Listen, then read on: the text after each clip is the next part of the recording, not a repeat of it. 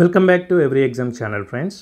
So నిన్నటి నుంచి RRB group D గురించి కూడా ఒక న్యూస్ అయితే వైరల్ అవుతుంది. ఏది హైకోర్టులో ఎగ్జామ్ డేట్ మీద స్టే విధించారు అని చెప్పేసి అయితే ఒక న్యూస్ అయితే వస్తుంది కండి. సో దాని గురించి అని ఫుల్గా డిస్కస్ చేద్దాం. అసలు నవంబర్ 15 ఎగ్జామ్ ఉంటుందా, అసలు ఉండదా, ఒకవేళ అసలు జడ్జిమెంట్ వస్తే ఎవరికి ఫేవర్గా రావచ్చు, ఐటీఐ వాళ్ళగా లేదంటే 10th క్వాలిఫికేషన్ ఉన్న పెట్టినటువంటి ఇప్పుడు ఆర్ఆర్బీకా, లేకపోతే సో అసలు క్యాట్లో ఏం జరుగుతుంది, అసలు హైకోర్టులో ఏం జరుగుతుంది, సో దీని గురించి అనేటువంటి ఫుల్ డీటెయిల్స్ అనేటువంటి మనం ఈ వీడియోలో చూద్దామండి. సో ఫస్ట్గా చూసుకున్నట్లయితే ఇప్పుడు ఇంకా ఆర్డర్ కాపీ అయితే రాలేదండి. సో ఇక్కడ మీరు చూస్తున్నట్లయితే ఇది నిన్న డేట్ ఇక్కడ చూడండి, ఇది హైకోర్టు వెబ్సైటు. సో ఇది కేసు అనమాట. So Niranjan Kumar versus union of India అని చెప్పేసి ఇది ఉంది కేసు. సో దీంట్లో మినిస్ట్రీ ఆఫ్ రైల్వేస్ కూడా ఇన్వాల్వ్ అయ్యిందనమాట అదర్స్లో. సో ఇక్కడ కేసు ఏంటి, ఇక్కడ నిన్న హియరింగ్ అయితే జరిగింది. సో నిన్న 10:30 to 11 మధ్యలో అయితే జరిగిందనేసి అయితే ఒక ఇదైతే ఇన్ఫర్మేషన్ అయితే వచ్చిందండి. సో దాంట్లో ఏంటంటే మీరు అసలు క్యాట్లో స్టే ఉండగా, అంటే క్యాట్లో హియరింగ్ అనేది పెండింగ్ ఉంది. ఎప్పుడు October 30కి ఉందన్నమాట అది. సో October 30 డేట్ రోజు పెండింగ్ ఉండగా డెసిషన్ రాకముందు మీరు ఎగ్జామ్ డేట్స్ అనేటువంటి ఎలా రిలీజ్ చేస్తారు అని ఆ యొక్క జడ్జి అడిగినట్టుగా వినికిడి అండి. సో ఒకవేళ మీరు ఎగ్జామ్ జస్ట్ ప్రాక్టీస్ అంటే ప్రాసెస్లో భాగంగా మేము డేట్స్ రిలీజ్ చేశాము అని అంటే మరి వాళ్ళు ఒకవేళ October 30 రోజున వచ్చిన డెసిషన్ డిఫరెంట్గా ఉంటే అభ్యర్థులు కొంతమంది ఎలిజిబుల్ అవ్వకపోతే అప్పుడు వాళ్ళ పరిస్థితి ఏంది, మానసిక పరిస్థితి ఏంది, వితిన్ 17 డేస్లో ఎగ్జామ్ ఉంటుంది కదా, మీరు ఏమన్నా మాక్ టెస్ట్లు కండక్ట్ చేస్తున్నారా అని చెప్పేసి జడ్జి గారు అడిగినట్లుగా అయితే ఒక ఇన్ఫర్మేషన్ అయితే ఉందండి. సో ఇదేంటంటే ఓరల్ అండి, ఓరల్ ఇన్ఫర్మేషన్, ఓకల్ ఇన్ఫర్మేషన్ అంటారు కదా, verbal information.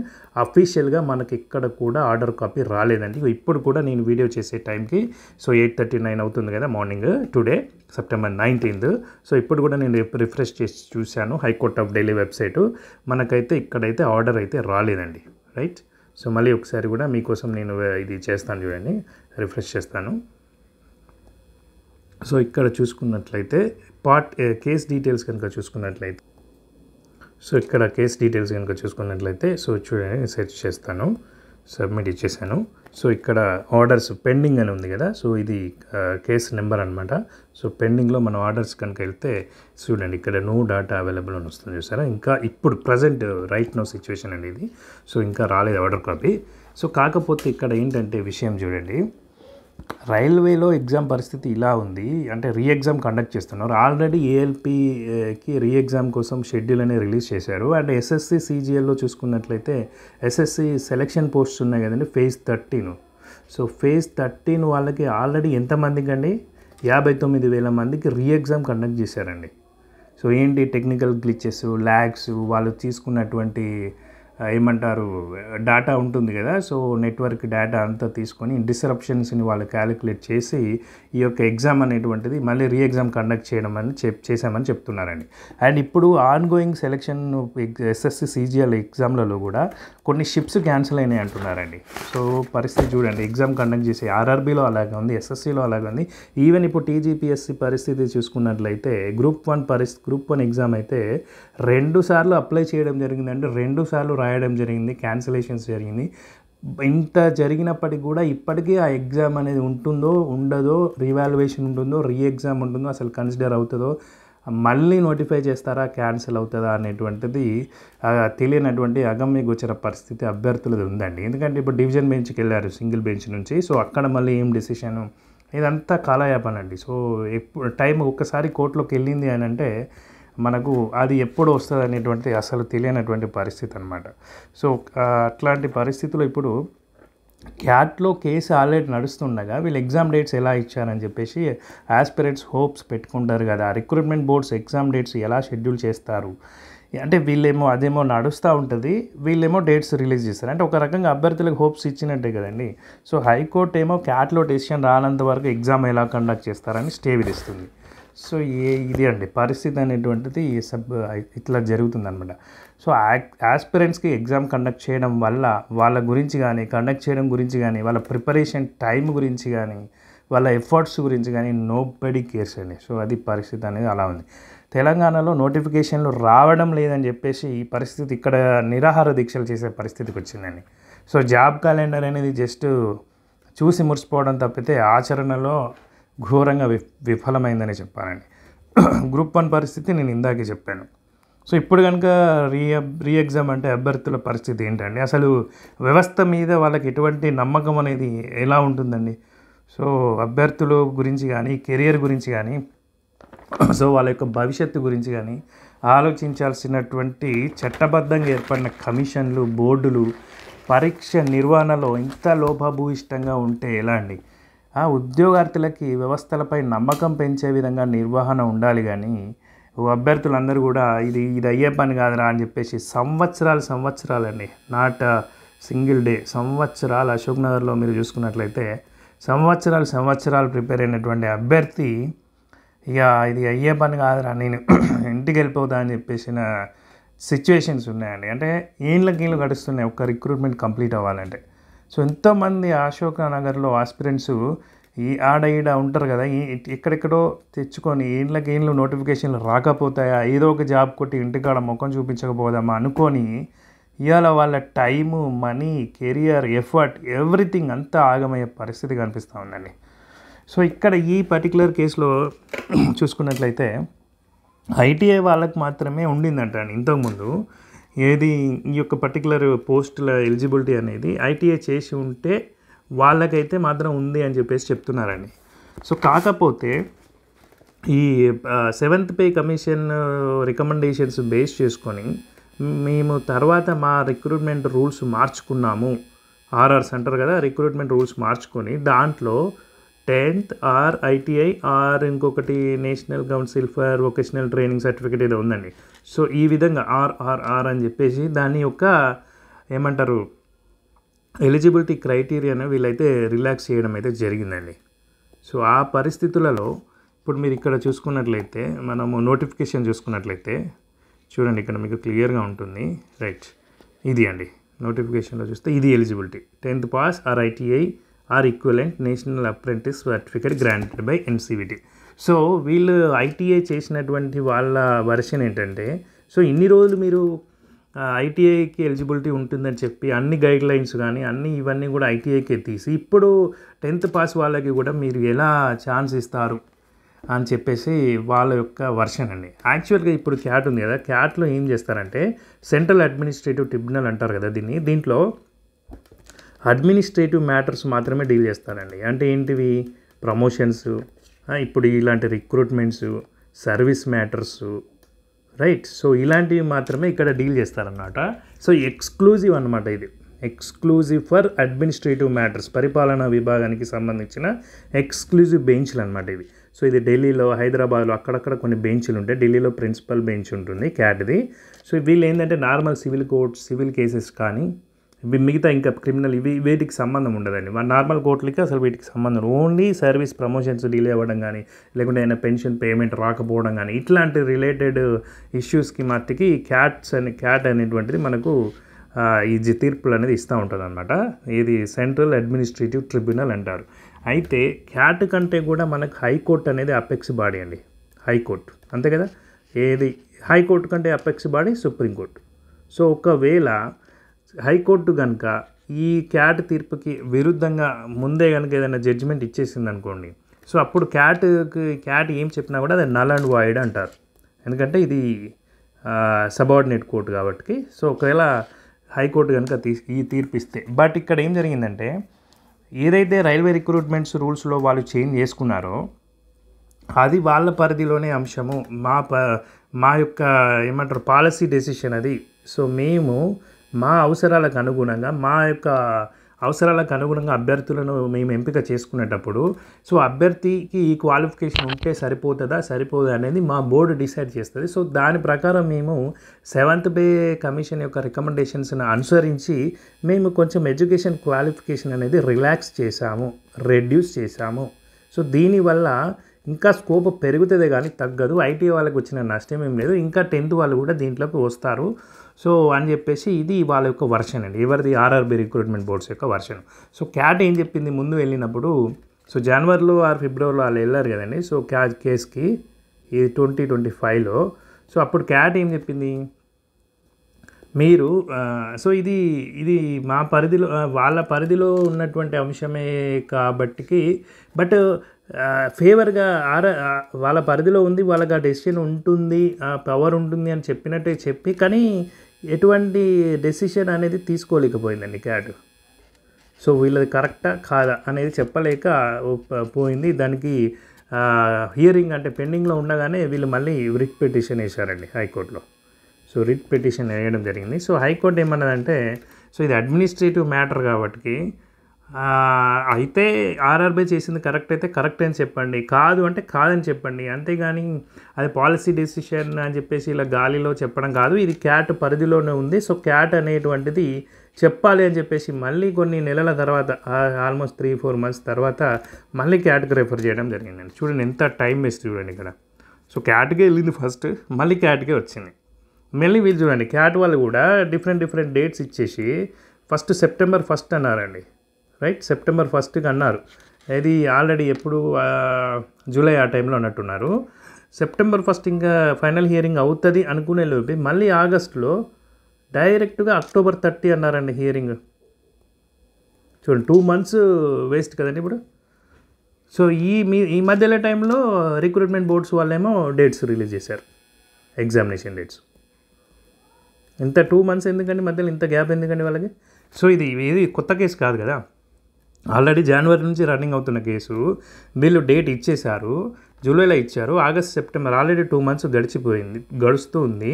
So September 1st రావాల్సింది. సరే ఒకవేళ అన్అవైలబిలిటీ ఉండి ఏదైనా ఇష్యూస్ టెక్నికల్ ఇష్యూస్ అలా ఉంటే 1 or 2 weeks అలా చేసి ఉండొచ్చు, September 15th అలా చేసి ఉండొచ్చు.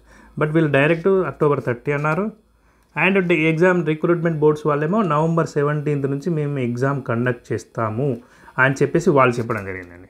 సో ఇక్కడ ఇది అండి ప్రాబ్లం. సో ఇప్పుడు దీంట్లో ఎవరిని తప్పు పట్టడానికి ఉందండి?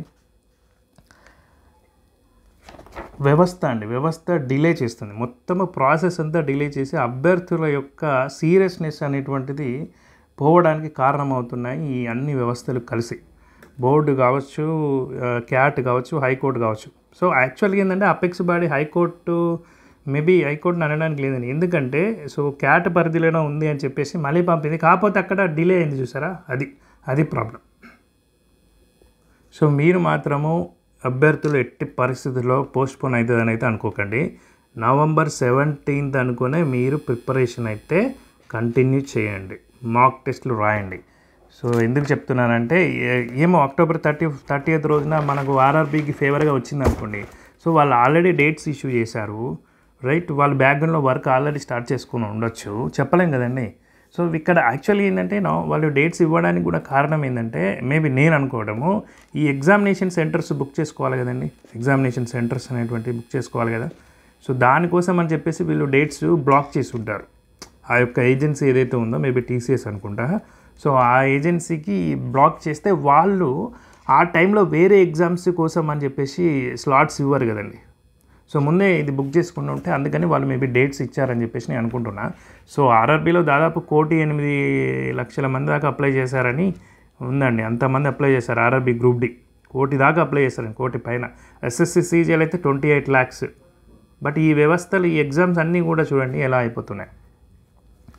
సో October 30కి డెసిషన్ వచ్చాక సెంటర్స్ బుక్ చేయడం స్టార్ట్ చేస్తే అప్పుడు దొరకకపోవచ్చు.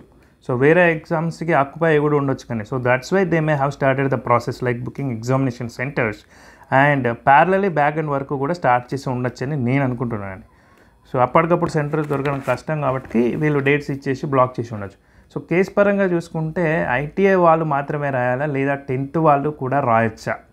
సో ఇది మీరు కామెంట్ సెక్షన్లో మీరు మీ యొక్క విలువైన అభిప్రాయాన్ని తెలియజేయండి. సో ఇక్కడ ఇష్యూ అలా ఉంది కాబట్టి ఎవరైతే అభ్యర్థులు ఉన్నారో సో వాళ్ళు మీ యొక్క అభిప్రాయాన్ని కామెంట్ సెక్షన్లో తప్పనిసరిగా తెలియజేయండి. ఎందుకంటే అందరికీ ఇది వెళ్తుందండి, అంటే ఏంటి అసలు ఇష్యూ ఉండిందా లేదా, ఉంటే ఎవరికి ఫేవర్గా ఉంటుంది, ఎవరి ఒపీనియన్ ఎలా ఉంది, మెజారిటీ ఆఫ్ ఒపీనియన్ ఎలా ఉంది అనేది కూడా తెలుస్తుందండి. కాకపోతే మీరు ఐదర్ కేసుకు ప్రిపేర్ అయ్యి ఉండండి. ఒకవేళ మ్యాక్సిమం నేను అనుకోవడం అయితే ఇది పాలసీ డెసిషన్ కాబట్టి ఆర్ఆర్బీకి అనుకూలంగా వస్తుందని చెప్పేసి నేను అనుకుంటున్నాను. ఇది నా యొక్క పర్సనల్ ఒపీనియన్. బట్ అందరూ ప్రిపేర్ అయ్యి ఉండండి. మీ యొక్క ఒపీనియన్ మాత్రము చెప్పండి. ఎట్టి పరిస్థితులలో ఇట్లాంటి విపత్కర పరిస్థితులు ఇప్పుడు ఉన్నాయి కదా, ఎట్టి పరిస్థితుల్లో కూడా మీరు ప్రిపరేషన్ మాత్రం ఆపొద్దండి. ప్రిపరేషన్ కనుక స్లో అయింది అంటే మీరు రేస్లో వెనకబడిపోతారు, అంతే కదండి. ఎందుకంటే ఇప్పుడు ఎవరైతే ఇప్పుడు 2 మార్క్స్ 3 మార్క్స్ డైలీ చేస్తున్నారో సో వాళ్ళు ఖచ్చితంగా రేస్లో ముందుంటారు. అదే ప్లానింగ్తో అదే కంటిన్యూ చేసిన వాళ్ళు ముందుంటారు రేస్లో. అండ్ ఇంకొక విషయం, వెరీ వెరీ ఇంపార్టెంట్ విషయం ఏంటంటే, నేను ఎప్పుడు చెప్తూ ఉంటాను, ఇప్పుడు కూడా చెప్తున్నాను, current affairs and previous papers are must for any examination. So ఎందుకంటే కరెంట్ అఫైర్స్ అనేది ఖచ్చితంగా అడుగుతారు, మీరు కొంచెం డెప్త్గా చదవాల్సి ఉంటుంది. డెప్త్గా అంటే నా ఉద్దేశం each and every current affair కానీ 100 ఉంటాయండి పర్ మంత్, కానీ అలా కాదు. క్వాలిటీ మెటీరియల్ తీసుకోవాలి, క్వాలిటీ కంటెంట్ తీసుకోవాలి, క్వాలిటీ కంటెంట్ని కొంచెం డెప్త్గా సబ్జెక్టుకు లింక్ చేస్తూ చదవాలండి, అది కరెంట్ అఫైర్స్. అలా చేస్తే మీకు ఏంటంటే స్కోరింగ్ బాగుంటుందండి. అంతేగాని ప్రతిదాని డేటు ప్రతిదాని టైము అంత గుర్తుపెట్టుకోవాల్సిన అవసరం లేదండి. చిన్న చిన్నవి ఉంటాయి, అవి గుర్తున్నా పర్లేదు లేకున్నా పర్లేదు. మేజర్ అనుకునేవి మాత్రం ఖచ్చితంగా సబ్జెక్టుకి ఇంటర్లింక్ చేస్తూ డెప్త్గా చదవాల్సినటువంటి పరిస్థితి మనకు కరెంట్ అఫైర్స్లో ఉంటుంది. అండ్ ప్రీవియస్ పేపర్స్ మీకు ఎప్పుడు చెప్తూ ఉంటాను, ప్రీవియస్ పేపర్స్ చేస్తే ఏంటంటే మీకు అసలు క్వశ్చన్స్ ఎక్కడి నుంచి అడుగుతున్నారు, వీక్ ఏరియాస్ ఏంటి, మీ స్ట్రాంగ్ ఏరియాస్ ఏంటి, ఎక్కడి నుంచి క్వశ్చన్ పడే స్కోప్ ఉంది, ఈ సబ్జెక్టు అవుట్ ఆఫ్ సిలబస్ అంటే సిలబస్ని వాళ్ళు ఏ రకంగా క్వశ్చన్స్ ఫ్రేమ్ చేస్తున్నారు అనేటువంటి విషయాలన్నీ కూడా మీకు ప్రీవియస్ పేపర్స్ ద్వారా తెలుస్తాయండి. సో ఈ యొక్క ఆర్ఆర్బీ గ్రూప్ డీకి కూడా సంబంధించి ప్రీవియస్ పేపర్స్ ఆల్రెడీ రాసిన వాళ్ళు ఎవరైనా అభ్యర్థులు ఉంటే నా యొక్క మెయిల్ ఐడికి పంపించండి, నేను డిస్క్రిప్షన్లో ఇస్తాను, అలాగే కామెంట్ బాక్స్లో తెలియజేస్తాను. సో నేను ప్రీవియస్ పేపర్స్ ఆ కీ పేపర్ అనేటువంటిది ఎక్స్ప్లెయిన్ చేస్తానండి. అది ఒక ఈ ఎగ్జామ్కే కాదు, మీకు ప్రతి ఒక్క ఎగ్జామ్కి యూజ్ అయ్యేలాగా కరెంట్ ఈవెంట్స్ని కూడా యాడ్ చేస్తూ, అంటే దానికి లింక్ చేస్తూ ఎక్స్ప్లెనేషన్ అనేది అయితే ఇస్తానండి. మీరు నా ప్రీవియస్ చూడండి, నేను టీఎస్ హైకోర్టువి అండ్ అదేవిధంగా ఏపీ హైకోర్టు పేపర్స్ అయితే చేశాను. సో రెస్పాన్స్ షీట్స్ చేశాను, మీకు ఖచ్చితంగా యూజ్ ఉంటుంది. ఎవరైతే చూస్తారో వాళ్ళకు ఖచ్చితంగా యూజ్ ఉంటుందండి, 100% చెప్పగలను. ఎందుకంటే ఓన్లీ ఈ ఎగ్జామ్ గురించి అనేలా కాకుండా మీకు సబ్జెక్టు పెంచుకునేలాగా, మీ నాలెడ్జ్ ఇంప్రూవ్ అయ్యేలాగా, మీరు అప్గ్రేడ్ అయ్యేలాగా అయితే నేను ఈ యొక్క వీడియోస్ అయితే చేయడం జరిగిందండి, రైట్. సో ఖచ్చితంగా చూడండి, మీ preparation, hard work or smart work whatever, మీ కెరియర్ని కంపల్సరీ ముందుకు సాగడానికి యూజ్ అయ్యే విధంగా ఈ యొక్క వీడియోస్ అయితే ఉంటాయి. అండ్ మీ యొక్క కష్టం అయితే ఎప్పటికీ వృధాగా అస్సలు పోదండి. కాబట్టి ఖచ్చితంగా ప్రిపరేషన్ కంటిన్యూ చేయండి, మాక్ టెస్ట్లు రాయండి, కరెంట్ అఫైర్స్ అప్డేట్ చేసుకోండి, ప్రీవియస్ పేపర్స్ చూడండి, అప్గ్రేడ్ అవ్వండి, జాబ్ కొట్టండి. Best wishes to my viewers and all the best for and good luck for all the friends who are watching this video. So ఇప్పుడు ఈ కేసుకు సంబంధించినంత వరకు అయితే క్యాట్ నుంచి అయితే ఫైనల్ డిసిషన్ రాలేదు, మీరు ఎగ్జామ్ డేట్స్ అనౌన్స్ చేశారు కాబట్టి మీరు అభ్యర్థులు మాత్రము ఖచ్చితంగా ప్రిపరేషన్ని కంటిన్యూ చేయండి. సో మీ యొక్క అభిప్రాయాన్ని కూడా కామెంట్ సెక్షన్లో తెలియజేయండి. అండ్ ఆర్డర్ కాపీ ఇంకా రాలేదు కాబట్టి రాగానే నేనైతే పోస్ట్ చేసే ప్రయత్నం అయితే చేస్తానండి. టెలిగ్రామ్ ఛానల్లో, మీరు వాట్సాప్ ఛానల్లో కూడా జాయిన్ అవ్వండి. సో దాంట్లో ఈ యొక్క అప్డేట్స్ ఎప్పుడైనా ఉంటే నేను అప్డేట్స్ అలా ఇస్తూ ఉంటాను. సో టెలిగ్రామ్ అని దాంట్లో కూడా జాయిన్ అవ్వండి. సో కాకపోతే ఏంటంటే వీళ్ళు మార్చారండి, మార్చడం అనేది వాళ్ళ పాలసీ డెసిషన్ కావచ్చు. సో కాకపోతే వీళ్ళు ముందు నుంచి అభ్యర్థులను కొంచెం ప్రిపేర్ చేసి పెట్టి ఉంటే ఈ యొక్క ఏమంటారు ఈ ఇష్యూ వచ్చి ఉండేది. కానీ అయితే వీళ్ళ పాలసీ డెసిషన్స్ అనేవి ఓపెన్ కాదు కదండి, ఓపెన్ ఫోరంలో కనిపించవు కదా. సో బోర్డ్స్లో అక్కడక్కడ డిస్కషన్స్లో, ఆ రికమెండేషన్స్లో ఆర్ఆర్ కమిటీస్ ఉంటాయి కదా, ఆ కమిటీస్లో ఇవన్నీ డిస్కస్ అయ్యి ఉంటాయి. డైరెక్ట్ నోటిఫికేషన్కి యాడ్ అవ్వగానే ఈ యొక్క ఐటీ అభ్యర్థులు ఎవరైతే ఉన్నారో వాళ్ళు కొంచెం కోర్టుకి వెళ్ళడం అయితే జరిగిందండి. సో రిట్ పిటిషన్ మళ్ళీ హైకోర్టుకి వెళ్ళడం జరిగింది, క్యాట్కి వెళ్ళడం జరిగింది. క్యాట్ ఎలాగో ముందే చేతులు ఎత్తేసింది. సో ఆ క్యాట్ ముందే కనుక కరెక్ట్గా చెప్పుంటే మేబీ ఇంత టైము వేస్ట్ అయ్యి ఉండేది కాదు. ఈవెన్ సెప్టెంబర్ 1 అని చెప్పిన డేట్ కూడా క్యాట్ మళ్ళీ ఆగస్టు మంత్లో మళ్ళీ జస్ట్ నెక్స్ట్ హియరింగ్ అని చెప్పేసి 30th అక్టోబర్ ఇచ్చారండి. So 2 months without any progress డైరెక్ట్గా పోస్ట్పోన్ చేయడం అనేది అయితే జరిగిందండి. సో ఇది అండి. సో దీనికి సంబంధించిన కేస్ డీటెయిల్స్ అవన్నిటి గురించి కూడా నేను చెప్తానండి. ఇప్పుడు మీకు ఓపెన్ చేసి పెట్టాను, కానీ మీ యొక్క అభిప్రాయాన్ని మాత్రం మీరు ఖచ్చితంగా ఈ కామెంట్ సెక్షన్లో మాత్రం తెలియజేయండి, రైట్. ఎలిజిబిలిటీ 10th ఇవ్వడం వలన చాలామందికి యాస్పిరెంట్స్కి అవకాశం వచ్చిందండి. సో ఒక రకంగా యాస్పిరెంట్స్ యొక్క స్కోప్ ఎలిజిబిలిటీ పెంచినట్లే అవుతుంది. కాబట్టి ఈ యొక్క స్కోప్ పెంచడం అనేది కూడా రిలాక్స్ చేయడం కానీ, ఎలిజిబిలిటీ క్రైటీరియాను రిలాక్స్ చేయడం కావచ్చు, లేకుంటే స్కోప్ పెంచడం కావచ్చు, రైట్. ఇదంతా కూడా రిక్రూట్మెంట్ బోర్డు యొక్క పరిధిలోనే ఉంటుందండి. సో ఎలిజిబిలిటీ స్కోప్ని పెంచడం, తగ్గించడం అనేది ఆర్ఆర్స్ ఫ్రేమ్ చేయడం అనేటువంటిది ఆర్ఆర్బి యొక్క అవసరాలకు అనుగుణంగా వాళ్ళు ఫ్రేమ్ చేసుకోవచ్చండి. అని రిక్రూట్మెంట్ రూల్స్ చేసుకోవచ్చు. బట్ ఒక పక్షానికి సపోర్ట్ చేస్తున్నట్టుగా చెప్పట్లేదండి. ఇన్ జనరల్ రిక్రూట్మెంట్ బోర్డ్స్లో ఏమైతే జరుగుతుందో నేను దాని గురించి అని మాత్రం చెప్తున్నానని.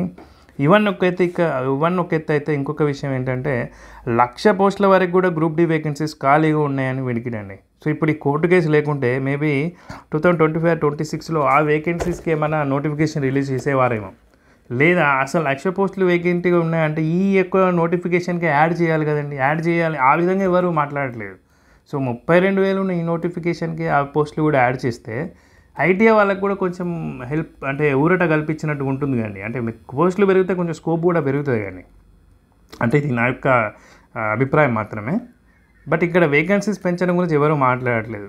సో రైల్వే వాళ్ళు ఈ వేకెన్సీస్లోనే అంటే ఈ నోటిఫికేషన్లోనే వేకెన్సీస్ డబుల్ కానీ లేకుంటే 1,00,000 వరకు కానీ చేస్తే బాగుండేదండి. సో కొంతలో కొంత ఊరట అనేటువంటిది ఉండేదన్నమాట. అండ్ ఇంకా కొంతమంది ఏం చెప్తున్నారంటే ఆల్రెడీ 2025 డిసెంబర్లో ఒక షార్ట్ నోటిఫికేషన్ అనేది వస్తుంది, ఏది మన ఈ గ్రూప్ డి పోస్టులకి, అంటే కొత్త రిక్రూట్మెంట్ అనమాట. సో దానికోసం రెడీగా ఉంది అని చెప్పేసి కూడా కొంతమంది అంటున్నారు. నీకు కూడా అసలు ఎగ్జామ్సే కండక్ట్ అవ్వలేదు, ఆ కేసు అలాగే ఉంది, ఎక్కడి నుంచి వస్తుందండి. బట్ అంటే ఒక్కటండి, వాళ్ళు ఈ కొత్త పోస్టులు ఏవైతే వేకెంట్ అయినాయో తర్వాత ఉన్నాయి వాటిని మాత్రం ఈ నోటిఫికేషన్కి యాడ్ చేయాలని అనుకోవట్లేదు వాళ్ళు. సో మేబీ రావచ్చు, ఒకవేళ ఇది సజావుగా సాగితే 2025 డిసెంబర్ 2026 జనవరి ఫిబ్రవరి అలా కూడా ఈ యొక్క మనకు న్యూస్ రావచ్చండి, షార్ట్ నోటిఫికేషన్. సో ఇక్కడ గ్రూప్ డి ప్రీవియస్ పేపర్స్ మాత్రం ఉన్న వాళ్ళు మాత్రం ఖచ్చితంగా నా మెయిల్ ఐడికి పంపించండి. నేను ఫుల్ అంటే వాళ్ళ యొక్క పర్సనల్ డీటెయిల్స్ అనేటువంటి బ్లర్ చేస్తాను. బ్లర్ చేసి నేను ఎక్స్ప్లెనేషన్ అయితే ఇవ్వడం అయితే జరుగుతుందండి. సో మీరైతే ప్రిపరేషన్ అయితే కంటిన్యూ ఉండండి. ఏదైనా కూడా ప్రిపరేషన్ అయితే ఆపొద్దు. November 17th రోజే ఉంటుంది అని చెప్పేసి మీరు ఖచ్చితంగా ప్రిపరేషన్ అయితే ఫోకస్ చేయండి. Be focused, kindly don't demotivate. So ఎందుకంటే అదే అక్టోబర్ 30 కనుక ఒకవేళ క్యాట్కి అనుకూలంగా వచ్చింది అనుకోండి, సో ఆ 17 డేస్లో వీళ్ళు కండక్ట్ చేయొచ్చు కూడా. ఎందుకంటే వీళ్ళు ఆల్రెడీ డేట్స్ ఇష్యూ చేశారు కాబట్టి సెంటర్స్ బ్లాక్ చేసి పెట్టుకున్నారనుకోండి. జస్ట్ ఇంకొకటండి, అయితే ఇక్కడ అభ్యర్థులలో ఎవరైతే అభ్యర్థులు ఏమంటారు అప్లికేషన్స్ ఉంటాయి కదా, అప్లికేషన్స్ స్టాటస్ అనేది ఇంక ఇవ్వలేదండి. అప్లికేషన్ స్టాటస్ అని ఒకటి ఉంటుంది కదా, అంటే యాక్సెప్టెడ్ ఆర్ రిజెక్టెడ్. సో ఎందుకు ఇవ్వలేదు వీళ్ళంటే ఇదే ఇప్పుడు ఇది ఈ పెండింగ్ ఉంది కాబట్టి ఇవ్వలేదు. సో వీళ్ళు ఏంటంటే కోర్టు కనుక ఆర్ఆర్బీకి అనుకూలంగా ఇచ్చింది అనుకోండి, సో వీళ్ళు ఆల్రెడీ సేమ్ ప్రాసెస్లో ఉన్నారు కాబట్టి వాళ్ళు డైరెక్ట్ ఇచ్చేసేయచ్చు వెంబడే. సో రెడీగా పెట్టుకున్నట్లయితే సో ఆ ప్రాసెస్ వాళ్ళు ఇప్పుడు కంటిన్యూ చేస్తూ ఉండొచ్చు. సో అదే అండి. సో అందుకని నేనేమంటానంటే ఖచ్చితంగా మీరు ప్రిపరేషన్ అయితే ఆపకండి, ఖచ్చితంగా కంటిన్యూ చేయండి. అండ్ ఇక్కడ మీకు కేసు డీటెయిల్స్ కూడా కొంతమంది అడిగారండి, అసలు ఏం జరుగుతుంది అని చెప్పేసి, దాని గురించి అని చెప్పేసి కూడా నేను కొన్ని డాక్యుమెంట్స్ అయితే ఓపెన్ చేయడం జరిగిందని. సో ఇక్కడ చూసుకున్నట్లయితే అంటే వీళ్ళు ఫస్ట్ వేసినటువంటి రిట్ పిటిషన్ చూసుకున్నట్లయితే, the minimum education for all future recruitments to be notified after 15/6/21 technical departments and catering of railways will be 10th pass plus NAC granted by National Council for Vocational Training or 10th pass plus ITI. So వీళ్ళు ఏమంటున్నారంటే మన ITI వాళ్ళు, so ఇప్పుడు 2019 తర్వాత వేసే అన్ని నోటిఫికేషన్లలో కూడా మేము ఇలా 10th pass plus NAC certificate కానీ లేకపోతే 10th పాస్ ప్లస్ ITI కానీ అడుగుతాము అన్నారు. అలాంటప్పుడు ఓన్లీ 10th పాస్ని మీరు ఎలా చెప్తారు అనేది వాళ్ళకు క్వశ్చన్ అండి. ఓన్లీ 10th పాస్కి మాత్రమే మీరు ఎలిజిబిలిటీ ఎలా చేస్తారు అనేది వాళ్ళ క్వశ్చన్ అండి. సో 2019 తర్వాత కానీ వీళ్ళు ఏమంటారంటే మేము రిలాక్సేషన్ రూల్స్ని అంటే రిక్రూట్మెంట్ రూల్స్ని మేము రిలాక్స్ చేసాము, అందువల్లనే మేము ఈ యొక్క నోటిఫికేషన్ ఇలా ఇచ్చాము. సో బోర్డ్ అప్రూవల్ ఉంది, సో మేము అలా చేసుకోవచ్చు అని చెప్పేసి వీళ్ళ వాదనండి. సో క్యాట్ యొక్క ఇది కనుక చూసుకున్నట్లయితే చూడండి, same Niranjan Kumar versus ministry of railways and others. So ఇక్కడ ప్రజెంట్ అయితే పెండింగ్లో ఉందండి. ఇంకా డేట్ చూడండి, ఇక్కడ లాస్ట్ డేట్ చూస్తే October 30 రోజు హియరింగ్ ఉందండి. నెక్స్ట్ హియరింగ్ October 30 రోజు. సో ముందు చూసుకున్నట్లయితే ఇక్కడ చూడండి ఎన్నిసార్లు ఆర్డర్స్ వచ్చాయని, January 21st ఫిబ్రవరి 14th, మార్చ్ 28, మే 2, ఆగస్ట్ 22 అండి. అది సో ఈ ఆగస్ట్ 22 వచ్చిన దాంట్లోనే మనకు ఈ యొక్క సెప్టెంబరు తర్వాత ఉందని చెప్పేసి ఉందండి. సో ఇక్కడ చూడండి బెంచ్ ఏం చెప్పిందంటే సెప్టెంబర్ 1కి హియరింగ్ ఉందండి ఫస్ట్, రైట్. వెంటనే వాళ్ళు ఏం చేశారంటే ఇక్కడ అక్టోబర్ మళ్ళీ ఎప్పుడు వచ్చిందండి, సెప్టెంబర్ 1కి హియరింగ్ ఉండాలి కదా, జస్ట్ మళ్ళీ ఆర్డర్ డేటెడ్ సెప్టెంబర్ 1 రోజే ఏం చెప్పారు, October list on 30th October అన్నారండి. 4 weeks time is granted to the respondents. Learned council for the respondents appears and accepts notice. So what ever అండి. సో డేట్ మాత్రం extend చేయడం అయితే ఇది జరిగిందండి. సో ఇక్కడ మనం ఈ క్యాట్లో కనుక చూసుకున్నట్లయితే ఇక్కడ చూడండి. సో ఈ 28th ఇది కనుక చూసుకున్నట్లయితే ఇక్కడ నెక్స్ట్ డేట్ ఇచ్చారండి, మే 2. ఇక్కడ పెద్దగా జరిగింది ఏం అంటే లేదండి, అంటే జరిగింది ఏం లేదు, ఇక్కడ కనిపిస్తలేదు చూసారా. ఇక్కడ మళ్ళీ వీళ్ళు ఇక్కడ రిట్ పిటిషన్ వేశారు కాబట్టి కొంచెం అర్జెంట్ సైన్డ్ అయ్యి, అంటే నిరవధిక వాయిదా అంటారు కదా. సో దాని యొక్క అంటే ఈ పిటిషన్ యొక్క అవుట్పుట్ వచ్చే వరకు, తీర్పు వచ్చే వరకు మళ్ళీ ఇక్కడ పెండింగ్ పెడుతున్నాం అని చెప్పారండి. అంతే కదా, ఇది అపెక్స్ బాడీ కదండి. అందుకని మళ్ళీ వీళ్ళు ఏం చెప్పారు, ఏది హైకోర్టు ఏం చెప్పింది, మళ్ళీ క్యాట్కి రిఫర్ చేయడం అయితే జరిగింది. సో అది అండి అలా ఉంటుందన్నమాట ఇక్కడ పరిస్థితి. సో ఒక్క డాక్యుమెంట్ చూపిస్తానండి. సో దాంతో క్లోజ్ చేసేస్తాను. సో ఇక్కడ చూడండి. So 10th pass or ITI or equivalent or having National Apprentice Certificate granted by NCBT would be eligible for applying. So ఇది వాళ్ళు చెప్పిన కేసు కాదండి. అయితే లార్జర్ ఎక్స్టెంట్ వీళ్ళు ఏమంటారు, సో అడ్వర్టైజ్మెంట్ ఇలా ఓపెన్ చేయడం వల్ల లార్జర్ ఎక్స్టెంట్కి ఎలిజిబిలిటీ వచ్చేసి టఫర్ కాంపిటీషన్ అవుతుంది అని చెప్పేసి వీళ్ళ యొక్క వాదన. ఈ ఆర్ఆర్బి ఏమంటుందంటే minimum education qualification for all future open markets operation recruitments relevant post will be 10th pass or ITI or equivalent or so national apprentice certificate. So ఏది ఉన్నా national council for vocational training, ఈ 4 ఏది ఉన్నా సరిపోతుంది అని చెప్పేసి అయితే వాళ్ళు రిలాక్స్ చేయడం అయితే జరిగిందని చెప్పి చెప్తున్నారండి. చెప్పి చూడండి వీళ్ళు ఇంకేమంటున్నారు, there is no immediate harm pose to the petitioners due to the said recruitment notification. ఇక్కడ పిటిషనర్స్ అంటే ఈ ITI వాళ్ళండి, ఎవరైతే కేసు ఫైల్ చేశారో వాళ్ళని పిటిషనర్స్ అంటారు కదా. సో వాళ్ళకి ఇమ్మీడియట్గా ఎటువంటి నష్టము లేదండి. ఇది ఎవరు చెప్తున్నారు, ఆర్ఆర్బి బోర్డ్స్ వాళ్ళు చెప్తున్నారు, రైల్వే రిక్రూట్మెంట్ బోర్డ్స్ వాళ్ళు చెప్తున్నారు.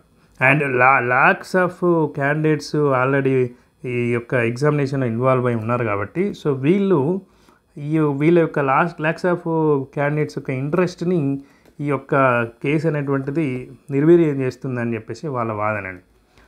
అండ్ ఇక్కడ in future all recruitments in the central government would only be in the post belong to group C or higher category minimum qualification of matriculation or ITI.